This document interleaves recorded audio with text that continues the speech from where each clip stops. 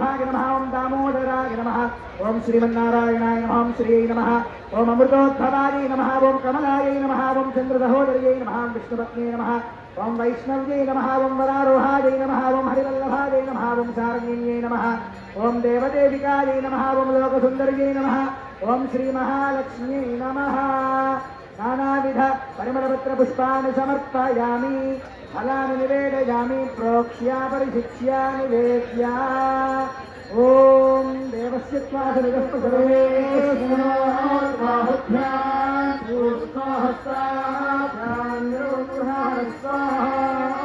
मंगलनीराजनदीपं सन्दर्शयामि वैकुण्ठराम गोविन्द अत्रावाहित देवताभ्यो नमः श्रीमन्नारायणाय नमः श्रीमहालक्ष्मीदेव्यै नमः यथास्थानं प्रतिष्ठापयामि भगवन्मन्त्रमूर्ते स्वपदमासादया सादया नमस्व ध्रुवन्ते राजायिकमन्त्रेण श्रीसीतामहालक्ष्मीदेव्याः कटिस्थाने योगप्रबन्धनं कृत्वा సీతమ్మ వారికి చేస్తారు. అది 12 గర్భలతో చేసినటువంటి ఒక వడ్డాణం లాంటిది అనమాట. సీతమ్మ వారి నడుముకు చుడతారు.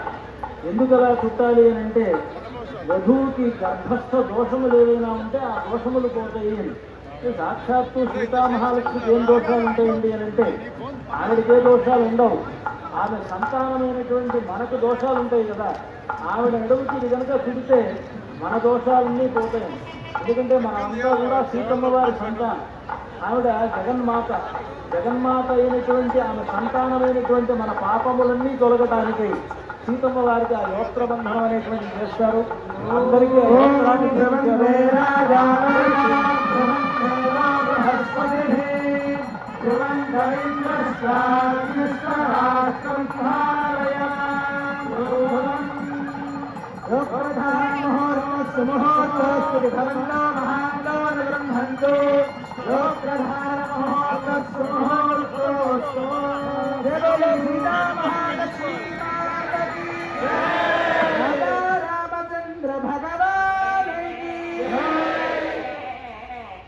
యోత్రబంధనమైన తర్వాత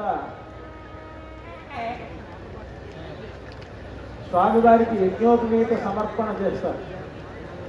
అనంతరాశ్రమ సిద్ధ్యర్థం ద్వితీయ యజ్ఞోపవీత ధారణం కరిష్యే అని సంకల్పం చెప్తారు.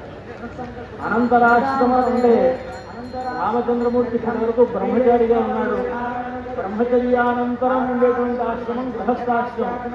ఆ గృహస్థాశ్రమం సిద్ధించడానికి దానికి యజ్ఞోపవీత ధారణ చేయాలి అని సంకల్పం చేసి ఆ యజ్ఞోపవీతాన్ని సమర్పిస్తున్నారు. ముందుగా ఆ యజ్ఞోపవీతాన్ని స్వామికి సమర్పిస్తారు. యజ్ఞోపవీతాన్ని అందరికీ దర్శింపజేస్తున్నారు వర్తిక స్వామి. ఆ యజ్ఞోపవీతాన్ని చేయించండి. కృష్ణుడికి మంత్రేణ యజ్ఞోపవీత ధారణం కుర్యాత్. ఆ యజ్ఞోపవీతం దాంట్లో శ్రీమన్నారాయణుణ్ణి ఆవాహనం చేస్తారు.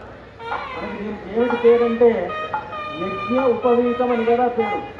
యజ్ఞము అని అంటే ఎవరు అని అంటే విష్ణు వై విష్ణు యజ్ఞస్థలీయన్. యజ్ఞము అని అంటేనే భగవంతుడికి పేరు. విష్ణువునకే యజ్ఞం అని పేరు. దీనికి యజ్ఞోపవీతం అని పేరు.